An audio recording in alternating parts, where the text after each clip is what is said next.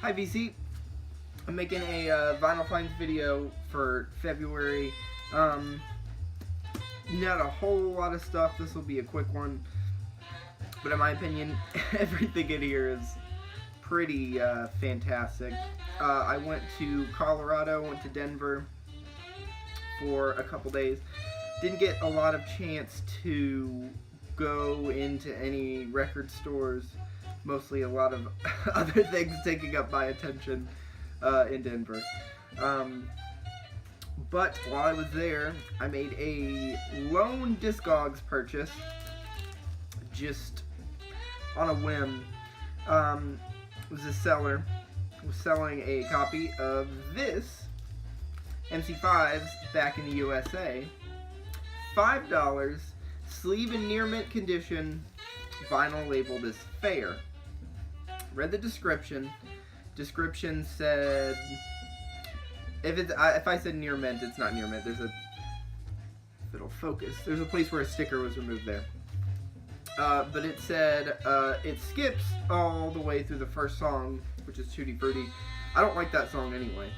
But even better, this was $5, $4 shipping. It doesn't even skip. It pops for like 5 seconds. So this is the first UK pressing, the MC5 Back in the USA. A lot of things on Atlantic that I'm going to be showing.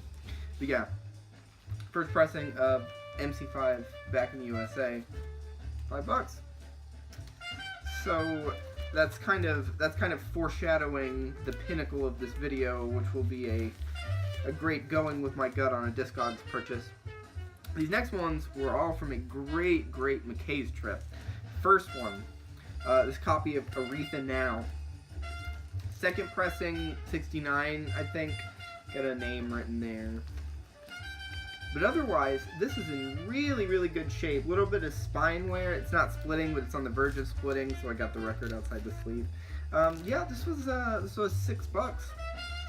Really good price for this. This is my favorite Aretha Franklin song, which is probably a lot of people's favorite Aretha Franklin song. I Say a Little Prayer for You. It's so good, as soon as it ends, you gotta throw the needle back on, hear it again. But yeah, Aretha Now, 1969 pressing on Atlantic. Next one. This is not an expensive record by any means, but it's just one I never see, and every time I do see it, it is not in good shape. And that is Getz and Gilberto. This is in fantastic shape. The sleeve is near mint.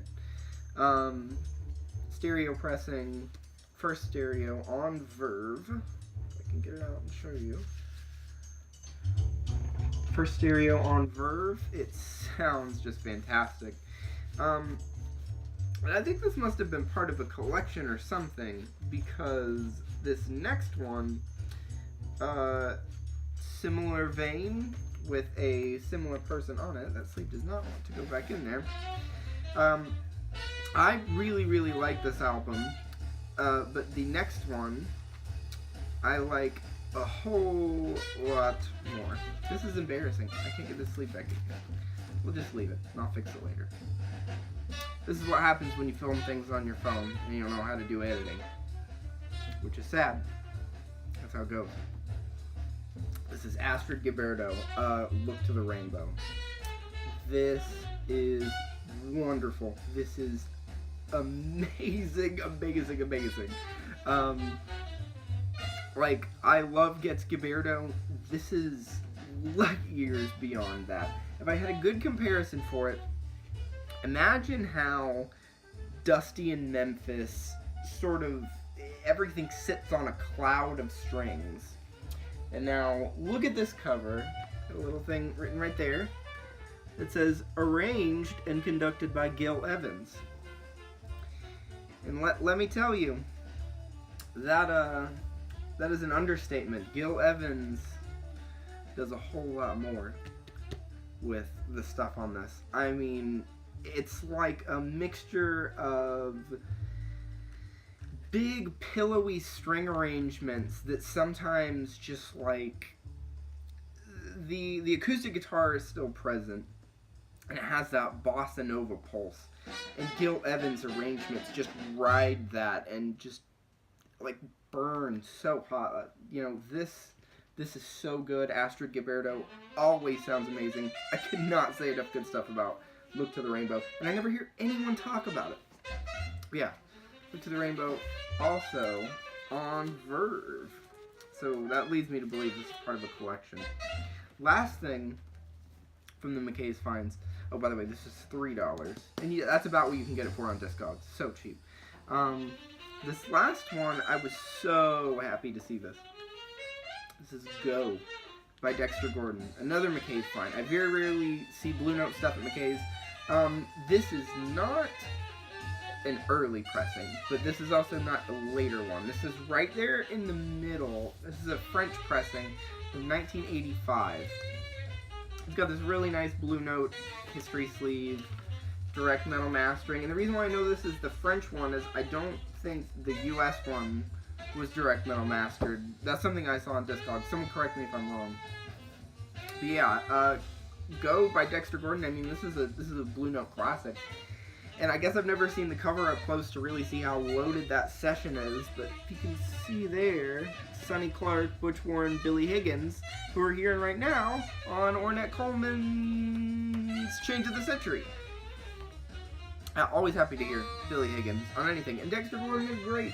So yeah, Dexter Gordon, Go. This is the most I paid for something on that McKay's trip. This is $9. Goes for about $30 on Discogs, probably more if you're importing it. I'm happy with this. And then finally, this is a Discogs find. Another one, just took a chance on it. Let me say, this is not an amazing deal, but the fact that I have this is just a big, just fuck you to those European labels that press terrible pressings of things. And one of those that's always just throwing around those terrible European pressings, I think Dole Records does it. Ornette Coleman, we're listening to right now, but this is a different album, The Shape of Jazz to Come.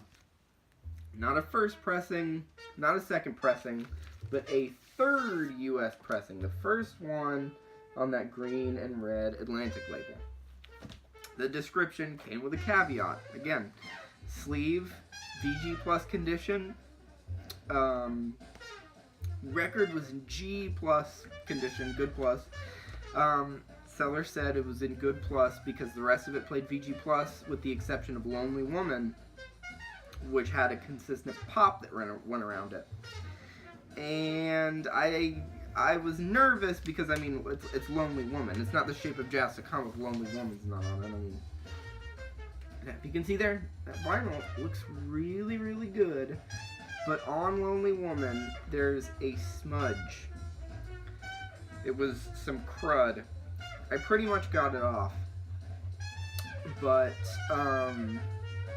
it was just causing a pop the whole way around. And I got it off. And this thing sounds amazing. This was $12 with shipping. And so it just goes to show, the deals are out there. Don't buy those horrible European pressings. Do your research. And if there's one thing I can teach someone who doesn't know how to use Discogs, wherever your location is, go to the Discogs website, look up the master for the release, look at all the copies, hit US vinyl, and it will pull up every single vinyl copy. You can adjust the parameters from there. You know, it's not a guaranteed way to find a cheap first pressing of anything, but if you're looking for a vinyl copy that's not a terrible recent one, that's so easy, and this was so cheap. So, I mean, I'm over the moon about it. But yeah, so that is pretty much all of my February finds. I'm hoping March is better because I will have more money. And I'm going to Knoxville for Big Ears. So, I will probably be buying lots of records there as well. But, thank you for watching, and I will be back again soon.